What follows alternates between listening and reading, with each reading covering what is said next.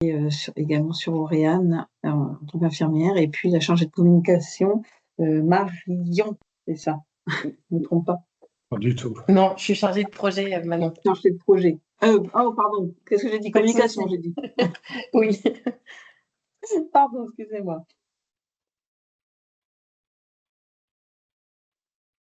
Donc, ce webinaire, le premier de la série, qu'on vous propose cette année en juin, pour vous aider à préparer cet été vos outils pour la semaine sécurité patient qui est cette année du 16 au 20 septembre. Habituellement, la semaine sécurité patient, c'est en novembre. Mais cette année, le ministère a décalé cette semaine au mois de septembre pour coller à la journée mondiale de la sécurité patient qui est le 17 septembre.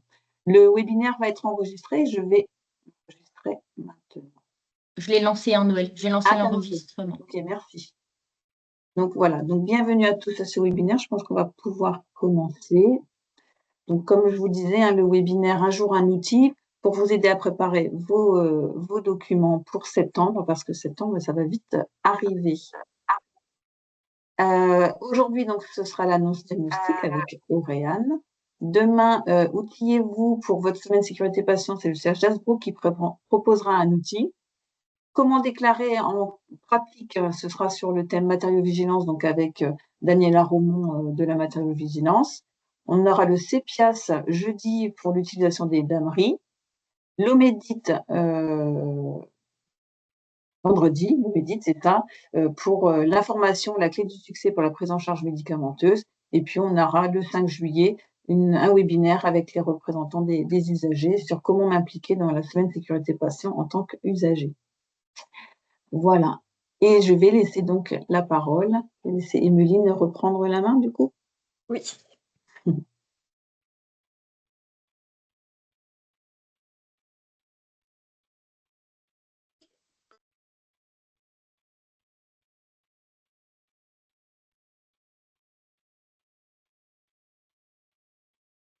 Est-ce que c'est bon pour tout le monde? Ouais. Tu peux te mettre en diaporama, peut-être.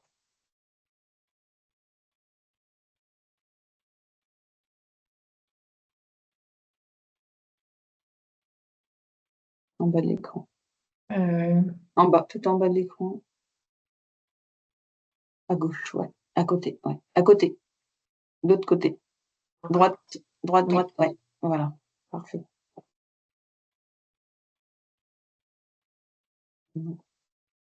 Non, ça c'est pas remis.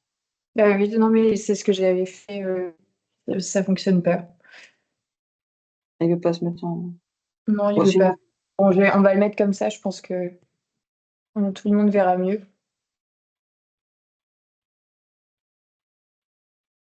De ce fait, donc, on va commencer le webinaire sur l'annonce. Donc, je suis accompagnée du docteur Bernard Bayeux, qui est gynécologue obstétricien et président du réseau Auréane, et de madame Marie Théry, qui est psychologue en périnatalité au CHU de Lille. Et je leur laisse la parole.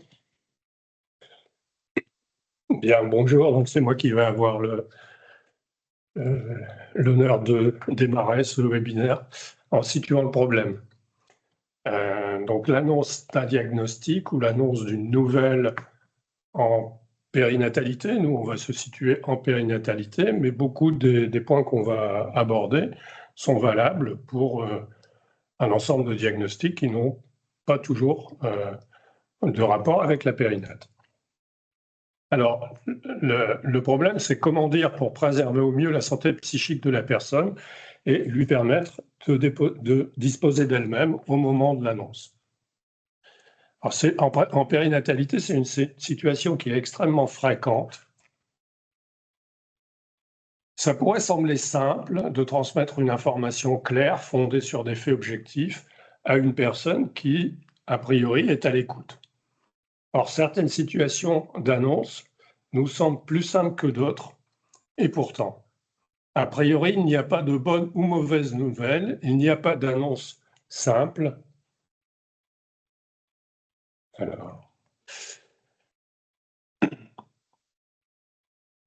annoncer, c'est une action de faire savoir, de faire connaître une nouvelle. L'annonce est porteuse d'un message, Ce message a un impact, bon ou mauvais, ici, sur celui qui le reçoit. Il n'est pas juste question d'un émetteur et d'un récepteur. Ah ben, ça avance plus que si. Ça bouge plus.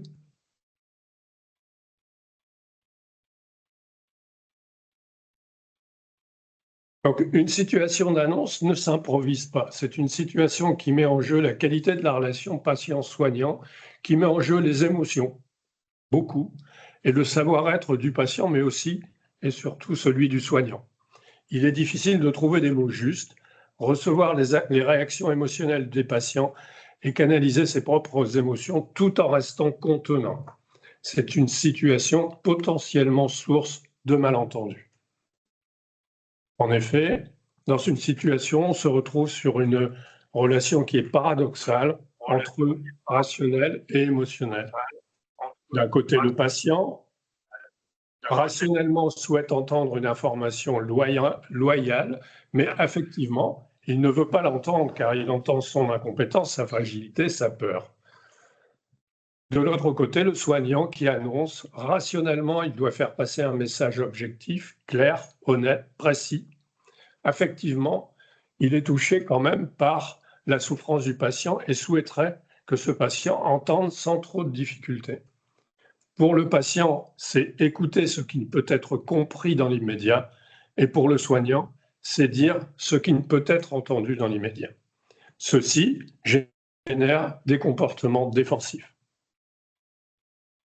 Donc, moi, je vais poursuivre avec l'idée de réfléchir ensemble avec vous à qu'est-ce qu'une mauvaise nouvelle. Et donc, le docteur Buchmann, qui a beaucoup travaillé aux soins palliatifs, définit une mauvaise nouvelle comme toute nouvelle qui modifie radicalement et négativement l'idée que le patient se fait de son avenir.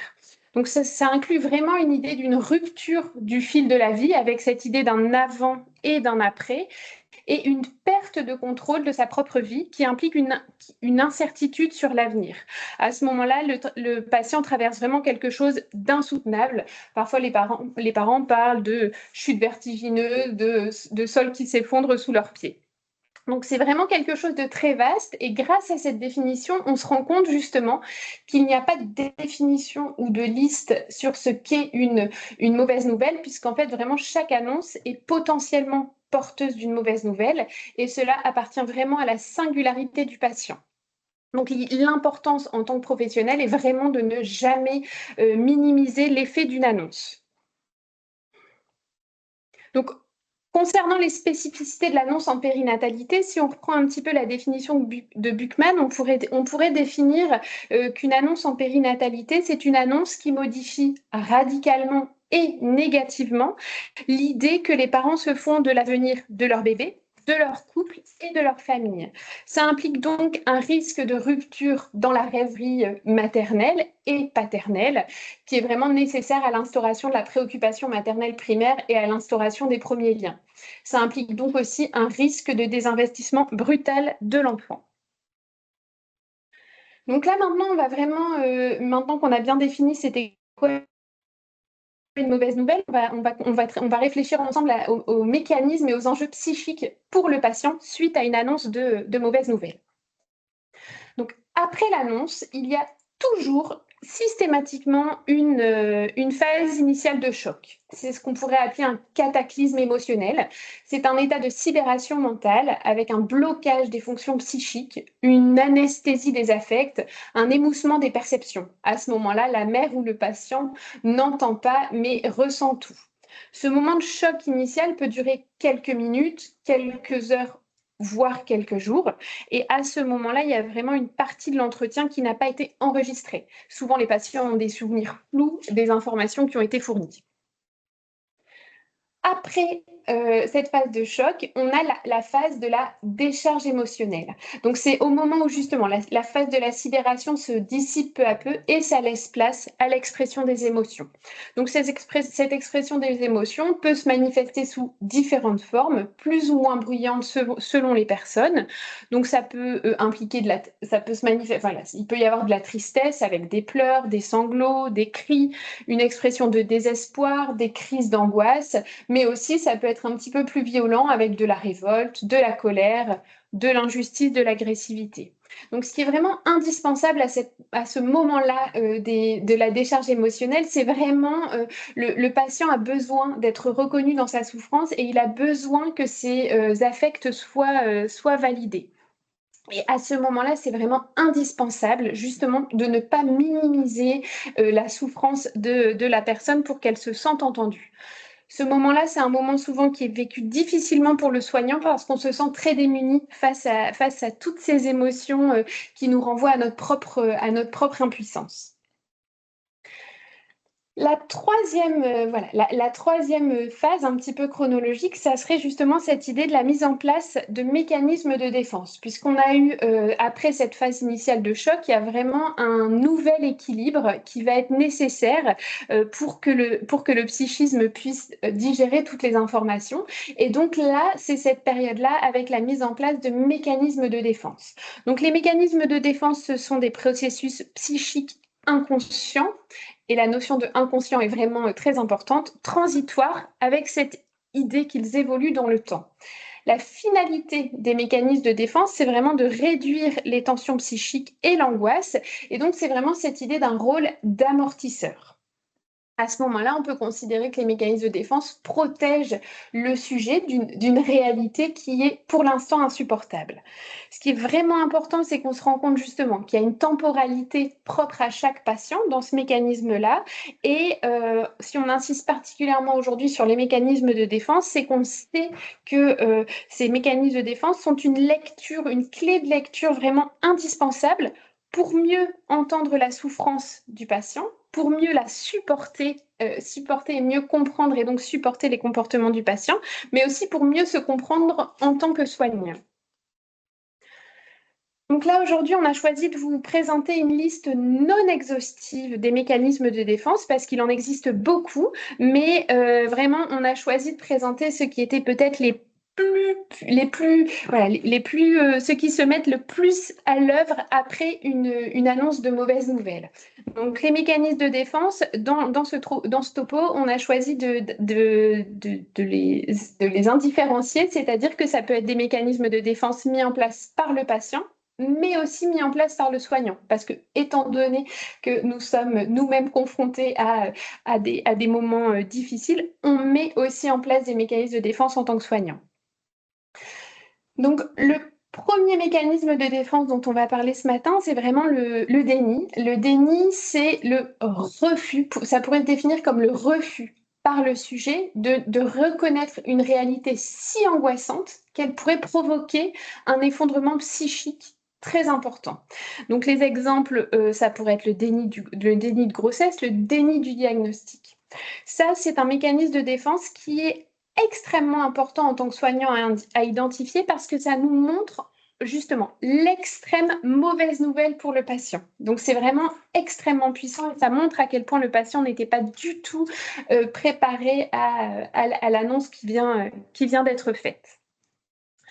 Un autre mécanisme de défense qui est aussi très fréquent, c'est la banalisation ou la minimisation. Donc ça pourrait être considéré comme une mise à distance de la souffrance du patient en refusant de reconnaître son intensité. Donc ça peut être la banalisation du symptôme, que ça soit de la part du patient d'ailleurs ou de la part du soignant. Ça peut être une minimisation de la plainte, une minimisation des actes médicaux. Donc ça, c'est vraiment important aussi d'être attentif à ce mécanisme-là qui est souvent mis en place, encore une fois, inconsciemment. Un autre mécanisme de défense, c'est l'intellectualisation et la rationalisation. À ce moment-là, le sujet cherche à maîtriser l'émergence d'affects et des émotions en donnant la priorité à la pensée et au raisonnement scientifique et au raisonnement. Donc justement, c'est le cas où on est pris dans un discours scientifique. Ce mécanisme de défense, il est très fréquent chez les soignants, encore plus quand le patient qu'on a en face de nous est soi-même soignant, c'est-à-dire qu'on peut vite être pris dans des discours complètement scientifiques et éloignés des émotions. Et parfois, il est aussi utilisé par les patients et ça, il est important en tant que soignant d'y être attentif parce que c'est une situation plutôt confortable. C'est-à-dire qu'à ce moment-là, on n'est pas du tout justement envahi par les affects et les émotions et donc on est sur un discours très, très factuel, très scientifique et ça peut être confortable, mais ce qu'il faut, c'est qu'à un moment, l'émergence des émotions puisse apparaître. Donc c'est vraiment important d'identifier ces mécanismes-là. Un autre mécanisme aussi qui est souvent utilisé par les soignants, c'est l'identification projective et c'est le fameux à votre place. Donc cette idée, c'est vraiment de considérer que ce qui est bon pour moi est bon pour l'autre. Et donc ça, c'est un mécanisme de défense auquel il faut être vraiment attentif et vigilant parce que le risque de ce mécanisme-là, c'est de nier la singularité, nier l'individualité de la personne qu'on a en face de soi. Encore une fois, inconsciemment, ce mécanisme-là, il peut être plus facilement mis en place quand le patient qu'on a en face de soi est soi-même un soignant, voire même qu'il a la même profession que nous et que donc ce glissement de penser à la place de l'autre, il est peut-être encore plus facile, entre guillemets. La projection agressive, donc la projection agressive, c'est vraiment le mécanisme où le patient attribue à l'extérieur la responsabilité de la survenue du problème, probablement parce qu'il méconnaît son propre sentiment de culpabilité. Donc ça, la projection agressive, donc c'est-à-dire l'agressivité, la colère, c'est un mécanisme de défense qui est vraiment extrêmement difficile à vivre en tant que soignant parce qu'on ne vient pas au travail pour se faire agresser. Mais l'idée à ce moment-là, c'est vraiment justement d'éviter la confrontation, de toujours rester très ouvert et empathique et surtout de toujours garder en tête que derrière cette agressivité-là, il y a très certainement une culpabilité très importante de la part du patient et que donc ça permet justement de faire ce petit pas de côté et de réussir à mieux comprendre et à mieux comprendre la souffrance de l'autre et à supporter cette agressivité qui peut être très difficile à vivre. Donc, comme j'ai dit, il existe plein d'autres mécanismes de défense et on a choisi de ne pas tous les présenter aujourd'hui, mais en tout cas, c'est ceux qui sont les plus présents et les plus éprouvants. Donc, les situations d'annonce sont vraiment indissociables du métier de soignant et l'idée justement pour permettre que les annonces se passent le mieux possible pour le soignant, eh bien ça passe vraiment par un travail personnel indispensable et nécessaire de la part du soignant. Parce que vraiment, le travail sur l'annonce, c'est avant tout un travail sur l'annonceur, c'est-à-dire sur le professionnel. Donc, ça passe par différents aspects. Donc, tout d'abord, un travail de formation, voilà, purement technique, avec le choix, avec les choix des mots, avec le contexte qui permet que l'annonce se passe dans de bonnes situations. Donc, ça, c'est vraiment un travail technique. Après, on s'appuie aussi sur la richesse du travail de collaboration pluridisciplinaire. Et donc, c'est vraiment l'idée de pouvoir s'appuyer sur les collègues, sur la complémentarité et sur cette équipe pluridisciplinaire dans laquelle on travaille. Et le troisième point sur lequel ça nous semble vraiment important d'insister, c'est tout le travail personnel, justement, très personnel de l'annonceur sur lui-même. Et donc, l'objectif, en fait, à ce moment-là, c'est vraiment d'assurer une présence humaine, efficiente, mais chaleureuse et modeste, en n'ayant pas peur de reconnaître ses propres limites. Et donc, en tant que soignant, comment est-ce qu'on peut essayer justement de reconnaître ses propres limites? C'est tout d'abord s'interroger sur sa vocation. Il n'est pas anodin d'avoir choisi d'être soignant, quel que soit le domaine dans lequel on est. Et après, il n'est pas anodin d'être soignant avec tel public. Donc ça, c'est vraiment important de se questionner sur qu'est-ce qui fait qu'on en est là aujourd'hui en tant que professionnel, sur sa pratique, sur les gestes qu'on est amené à faire dans notre travail. Il est aussi vraiment important de prendre conscience de ses sentiments et de la mise en place de ses propres mécanismes de défense, parce que en tant que soignant, on a des mécanismes de défense, et donc de pouvoir les identifier, c'est extrêmement précieux. Et donc ça passe aussi par l'idée de prendre conscience de sa propre confrontation à ses inquiétudes face à la détresse de l'autre, face à notre propre angoisse de mort, parce que chaque annonce vient réactiver notre propre angoisse de mort. Et donc l'idée, c'est vraiment justement tout ce travail-là, et aussi de pouvoir admettre sa propre vulnérabilité. Donc, voilà, on vient de voir les effets d'une annonce, et justement les conséquences un petit peu, en tout cas, délétères pour le patient. Et on sait que c'est vraiment une véritable préoccupation pour le soignant, et c'est peut-être pas pour rien qu'on se retrouve aussi aujourd'hui, hein. C'est vraiment une véritable préoccupation du soignant de l'effet que va produire l'annonce, qui est indispensable dans le travail. Et donc cette peur-là, c'est vraiment une peur que beaucoup de professionnels partagent, de et si j'employais les mauvais mots, et si je risquais de traumatiser le patient à cause de moi. Donc là, on en vient justement à cette idée du stress post-traumatique, hein, qui prend beaucoup de place dans les préoccupations de l'effet d'annonce. Et donc, il est vrai, et là on vient de le détailler, hein, il est vrai quand même qu'une annonce d'une mauvaise nouvelle peut être une expérience traumatisante, ça c'est vrai, mais ce qui est vraiment important, c'est de savoir que ça ne génère pas forcément un stress post-traumatique. Et ça, c'est vraiment si on arrive à s'appuyer sur la créativité parentale, et surtout si on arrive à créer une relation de confiance entre les deux personnes. C'est-à-dire que les patients peuvent nous livrer que même si l'annonce a été très difficile, s'ils ont senti un soignant en face d'eux qui était impliqué, concerné, préoccupé et humain, et avec plein de preuves, voilà, d'empathie et de disponibilité psychique, ça on sait que c'est vraiment un facteur très protecteur, et que de fait, ça risquera moins de faire traumatisme pour le patient. Ce qui est sûr, c'est que les parents peuvent être dans un état de stress aigu après une annonce, mais quand on parle de stress post-traumatique, il est vraiment important justement de se baser sur le diagnostic selon le DSM du post-traumatisme, et on ne peut parler de stress post-traumatique qu'après 4 semaines après l'événement. Et donc, c'est vraiment cette idée-là du temps et de la manière dont les parents vont se réapproprier les mots, dont les choses vont pouvoir être reprises, et avec lequel ils vont pouvoir s'appuyer sur les professionnels présents à ce moment-là.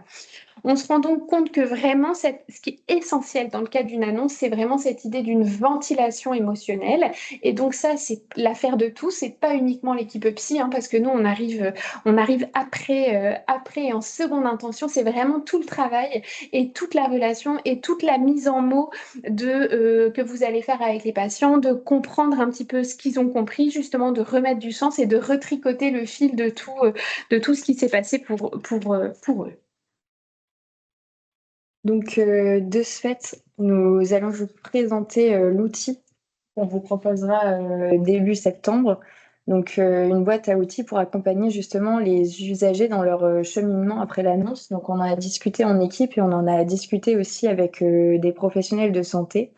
Et notre objectif, c'est aider l'usager dans son cheminement entre les rendez-vous, faciliter le dialogue aussi entre le professionnel et l'usager, pour justement éviter d'arriver à un stress post-traumatique, ou à un patient qui serait dans l'incompréhension, en tout cas, de son diagnostic.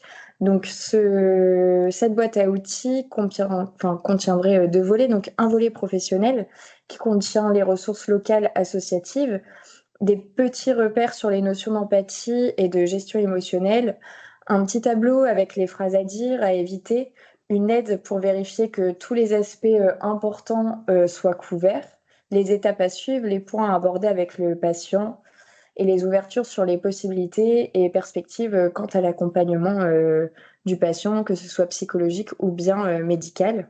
et le volet usager, donc qui concernera le patient, avec plusieurs documents explicatifs justement sur les étapes dans lesquelles il peut passer après l'annonce d'un diagnostic, donc qui ont été explicités tout à l'heure par Marie.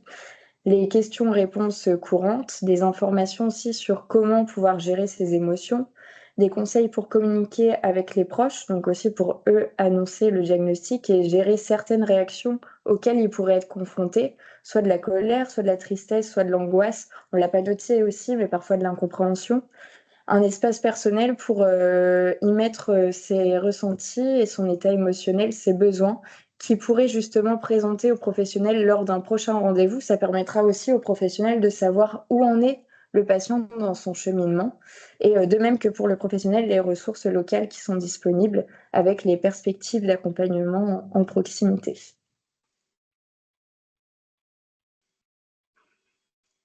Je vous coupe, on a une question pour savoir si les outils seront réservés aux adhérents. On est sur des outils Auréane, hein, donc vous n'avez pas d'adhérents, c'est ouvert à tout le monde. Non, nous, on ouvre à tout le monde l'outil. Il sera disponible sur notre site. Alors, pour ce qui est des soignants, des professionnels, une des premières choses, c'est de se former. Au-delà de la réflexion sur soi, comme l'a indiqué Marie, il est important de se former. Une relation d'écoute et une relation d'empathie vis-à-vis du soignant, ça ne s'invente pas forcément, et donc la formation est très importante également. Donc on vous a mis là quelques outils, on va dire, quelques repères pour les formations qui existent actuellement, tout au moins qu'on a repéré sur le marché. Et avec cette idée de se dire que c'est une thématique qui est récente, parce qu'en fait, cette préoccupation-là sur la manière d'annoncer a émergé autour des années 2000, quoi. Donc c'est quand même, aujourd'hui on en est convaincu, mais c'est quand même quelque chose d'assez récent. Et tout ce travail-là s'est vraiment fait aussi grâce au retour des patients, grâce aux créations et aux associations d'usagers qui nous permettent constamment de nous améliorer et de réfléchir à nos pratiques au quotidien. Alors, un autre outil aussi, c'est l'outil de la HAS sur l'évaluation et l'amélioration des pratiques, outil qui a été publié effectivement au début où on a commencé, où les professionnels ont commencé à se poser la question de l'annonce. Donc, cet outil a été publié en 2008. Avance plus, si.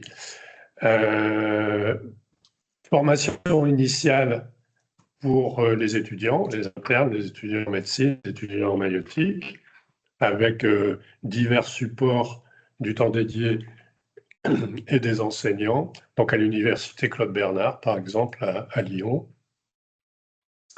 Comment on met en route la vidéo là? Elle se met en route toute seule? Non, je ne l'ai pas, malheureusement. Non, on ne l'a pas. En tout cas, sur YouTube, il existe beaucoup de supports qui sont voilà, soit des petits reportages, un petit peu comme celui-là, soit même des petites vidéos de simulation pour essayer de s'entraîner un petit peu à l'annonce d'une mauvaise nouvelle. Et là, c'est quelque chose d'assez, en tout cas d'assez intéressant qui avait été porté par le projet par l'hôpital de Caen, qui est justement, là, la dame avec le micro, c'est une interne en formation, alors là pour le coup c'est en pédiatrie, et derrière ce sont deux acteurs, donc l'un qui joue la maman et l'autre qui joue le papa, et donc c'est grâce à un exercice de simulation et d'enregistrement après et de passage vidéo où justement ça permet d'apprendre voilà, c'est vraiment une mise en situation extrêmement enrichissante et pour l'étudiante et pour les autres personnes de voir ce qui a été dit, ce qui a été fait et ce qui aurait pu être fait ou pas autrement. Et ça, c'est des supports que vous trouvez assez facilement sur YouTube. Alors, beaucoup de ces formations autour de l'annonce tournent autour de l'annonce du cancer, parce que c'était effectivement la première réflexion dans les années 2000 autour de l'annonce du cancer et des procédures d'annonce de cancer qui ont été mises en place depuis cette époque. Voilà, se former c'est l'amélioration continue en étant capable d'analyser rétrospectivement les situations d'annonce. Donc ça fait partie aussi des travaux que l'on peut mener en équipe, à savoir s'interroger en équipe sur comment une annonce de diagnostic, une annonce de mauvaises nouvelles, quel est un impact important ou un impact moins important sur le patient, mais au moins de s'interroger en équipe au sein de nos établissements sur la façon dont le processus d'annonce a été mis en place avec le patient. Je te laisse conclure. En tout cas, ce qui est vraiment, ce qui est vraiment important et ce que tous les parents et ce que tous les patients nous témoignent, hein, c'est que oui, une annonce peut être difficile, mais que les besoins ne sont pas les mêmes chez tous les patients et que donc il est difficile, voire impossible d'identifier a priori justement l'effet de l'annonce. C'est une période de stress intense et ce dont les parents ont besoin et ce qui va vraiment justement faire la différence avec un événement difficile ou un événement traumatisant, c'est vraiment la relation qui va se créer avec le soignant et c'est vraiment toute cette idée d'une importance, d'un besoin très important de contenance, d'accompagnement, de pouvoir rassurer les parents sur le fait qu'on est présent, qu'on est disponible et qu'on va les aider et les accompagner, même si on doit faire le relais avec d'autres collègues. Donc c'est vraiment extrêmement important de soigner toute la relation humaine autour de ces annonces. Même si l'idée est de faire au mieux, justement, ce qui est sûr, c'est que ça ne supprimera jamais la souffrance du patient parce qu'à ce moment-là, l'annonce du diagnostic, l'annonce de la mauvaise nouvelle doit être faite. Donc, c'est vraiment comment faire au mieux sans supprimer complètement la souffrance. Et donc, c'est vraiment accepter aussi cette idée que toute relation humaine est par définition en partie imprévisible et que donc on ne peut pas tout contrôler et maîtriser, si ce n'est la qualité de la relation qu'on va créer avec le patient. Et donc voilà. Donc de ce fait, je vais... Il y a une question justement. Est-ce que l'annonce doit être... Attendez, je me remets sur... J'ai perdu... Il est là. Est-ce que l'annonce doit être systématiquement faite par un médecin? Alors, tout l'enjeu, et c'est pour ça que nous, on avait choisi, il y a l'annonce du diagnostic, mais nous, on s'était dit aussi, et on avait choisi de globaliser un petit peu le topo en parlant d'une nouvelle, parce qu'en fait, il y a bien sûr, et c'est pour ça, comme le disait Bernard, toute cette réflexion-là, elle se base sur la cancérologie, l'oncologie, où là, on a une annonce de diagnostic, mais nous, tout notre propos et tout le pourquoi on a choisi plutôt de parler d'une annonce d'une nouvelle, c'est qu'en fait, tout peut avoir effet d'annonce. Et donc, c'est-à-dire que parfois même, typiquement, des parents qui reçoivent une convocation par SMS pour aller voir le spécialiste, c'est déjà ça, c'est déjà à ce moment-là l'annonce. C'est-à-dire qu'ils ne sont même pas encore rentrés dans le cabinet du chirurgien, qu'à partir du moment où ils ont une convocation par le chirurgien, ils savent que ça va aboutir à quelque chose. Et donc, en fait, c'est là où c'est la difficulté. C'est-à-dire qu'il y a bien sûr entre guillemets, les grosses annonces, des gros diagnostics, et il y a tous ces petits précurseurs, ou en tout cas, tout ce qui fait déjà effet d'annonce. Par exemple, en néonatologie, lorsque les parents arrivent et qu'ils voient leur bébé qui n'est plus sous le même système respiratoire, à ce moment-là, il y a déjà l'annonce. C'est-à-dire qu'ils sont juste rentrés dans la chambre. Ils ont juste vu leur bébé, ils n'ont pas encore vu l'équipe soignante. À partir du moment où ils perçoivent un système respiratoire plus important, ils savent que le bébé s'est dégradé. Et c'est là où c'est extrêmement précautionneux parce que ça ne se réduit pas juste au moment vraiment de l'annonce. Il y a plein de petits effets d'annonce pour les patients. L'annonce, ça reste un processus. Dans la majorité des cas, quand même, l'annonce n'arrive pas chez le patient comme ça d'un seul coup, d'un seul. Il y a une phase qui est une phase d'anticipation, on va dire, ou de préparation. Rien que le fait de prescrire des examens paracliniques, c'est déjà démarrer l'annonce de quelque chose, puisqu'on aura les résultats. Ensuite, est-ce que ça doit être fait uniquement par le médecin? Moi, je ne pense pas. Je pense que tout professionnel participe à un moment ou à un autre à une annonce. Si on prend l'exemple du cancer, par exemple, bien sûr, l'annonce du diagnostic est faite par le médecin, mais il ne la fait pas seul, puisque dans la procédure qui est mise en place pour l'annonce du cancer, le médecin n'est pas seul, il a aussi avec lui infirmière ou psychologue ou un soignant qui l'accompagne. Ensuite, dans le processus d'annonce, je reprends encore l'exemple du cancer, l'infirmière référente est un personnage qui est très important parce que le patient, à tout moment, peut s'adresser à cette infirmière s'il a des questions à poser, des inquiétudes ou pour une raison ou une autre. Donc l'annonce, ce n'est pas un fait unique, c'est vraiment un processus. Et tout professionnel, quel qu'il soit, participe à cette annonce. Tout professionnel, ça veut dire que quand même, la plupart du temps, maintenant, on travaille en équipe. Donc ça veut dire que tous les membres de l'équipe, à un moment ou à un autre, vont être amenés à participer à ce processus d'annonce.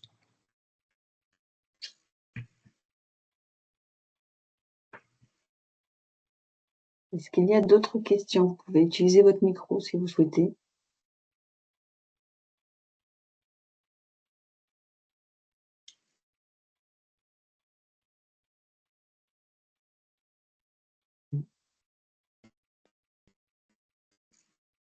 Pas de questions?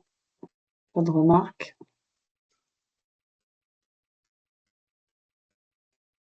Je vais reprendre la main, du coup. Je vais reprendre la main. Donc, c'est bien, on est dans les temps. On avait dit 1 heure pour pas trop prendre sur votre temps personnel, ou de travail en tout cas.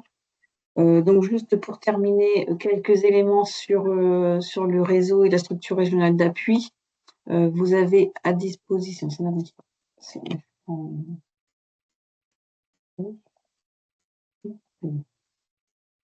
Donc, à disposition nos formations, hein, et qui fait aussi un petit peu le lien à la formation simulation, où effectivement on parle aussi, on est sur des situations qu'on retravaille en salle, mais en tout cas on reparle un petit peu aussi de l'annonce, on parle de plein de choses, hein. C'est même si on est sur comment faire un rétexte dans la réalité des choses, on dévie souvent sur d'autres problématiques du quotidien. Dans le cas qu'on a traité dernièrement, c'était sur une transfusion, donc l'annonce de la transfusion aux patients, etc. Donc ça fait un petit peu le lien avec ce que vous disiez, docteur Bayeux, c'est qu'on est tous concernés, hein, dans l'annonce. On a une formation donc sur connaître et maîtriser les risques en établissement de santé, médico-sociaux. On a tout ce qui est maîtrise des bonnes pratiques d'identification tout au long de la prise en charge d'identité, donc tout ce qui est identito-vigilance. Mettre en œuvre la démarche de gestion des risques médicamenteux, et puis mettre en œuvre la démarche également de gestion des risques médicamenteux, mais il y en a une qui est pour les personnes âgées et une qui est pour les personnes handicapées. On l'a fait sur des sites différents parce que les problématiques sont quand même un peu différentes entre la personne âgée et la personne handicapée, bien sûr. Ces formations-là sont plus sur demande. En fonction des demandes que l'on a, on va essayer de trouver une date et de cibler un lieu de formation qui soit proche de là où votre établissement se situe. Et puis sur le webinaire en identito-vigilance, en fonction des demandes, on repropose des dates s'il y a besoin. Voilà, toutes ces formations sont faites sont demandées par l'ARS, hein, on les fait sous le statut de structure régionale d'appui, donc elles sont entre guillemets gratuites. C'est l'ARS qui finance ces formations pour que vous puissiez y participer et envoyer. Vous pouvez envoyer 2 professionnels par établissement sur ces formations. Et puis ensuite, on a des formations, mais plus pour nos adhérents, sur s'approprier le dispositif d'évaluation des établissements et des services sociaux médico-sociaux. Et puis sécuriser la prise en charge médicamenteuse en structure d'hébergement pour personnes âgées et handicapées. Et là, comme c'est sur demande, en fait, vous pouvez, on peut envoyer plus de personnes que 2 personnes par établissement, puisque c'est fait par le réseau. Voilà. Il peut y avoir d'autres formations. N'hésitez pas à regarder également sur notre site. Voilà, pour prendre des formations, n'hésitez pas à contacter Mélanie sur formation@rsqr-haut-de-france.com. Et puis, donc, toutes les formations disponibles, vous pouvez les retrouver également sur le site du réseau. Comme on est sur la semaine sécurité patient, donc on ne va pas clôturer sans parler du lancement du prix qualité par l'ARS. Et comme tous les ans, le prix qualité sera lancé.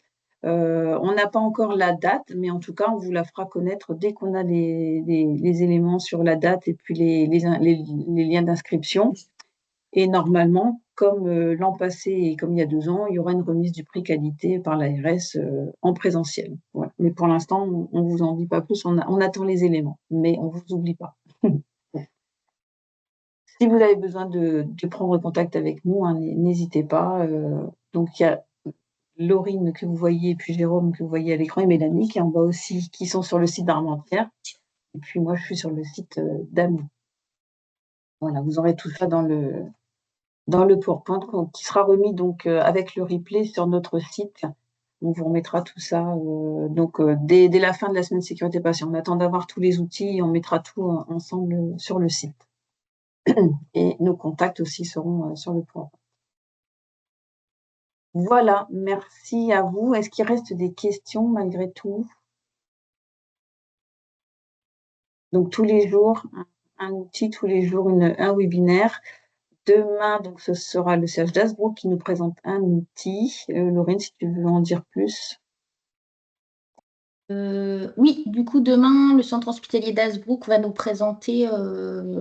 Chaque année, en fait, ils organisent les Césars de la santé lors de la semaine sécurité patient, qui permet en fait d'identifier un petit peu au sein de l'établissement quels sont dans les services, quelles ont été les actions un petit peu phares. Et puis voilà, c'est sous forme de César de la santé, c'est assez sympa. Donc demain, on vous donne rendez-vous, il me semble, à 14h. Le centre hospitalier d'Hazebrouck, du coup, vous présente les Césars de la santé. Et puis après, donc, on reviendra sur la matériovigilance mercredi, jeudi le CEPIAS, le Médit de vendredi, et puis les représentants des usagers le 5 juillet. Voilà, donc venez nombreux, on vous attend, il n'y a pas de souci, en webinaire. Est-ce qu'il reste des questions pour Auréane sur l'annonce? Non. Bien, merci à tous de votre présence et puis à très vite. Merci, au revoir. Merci. Merci, au revoir.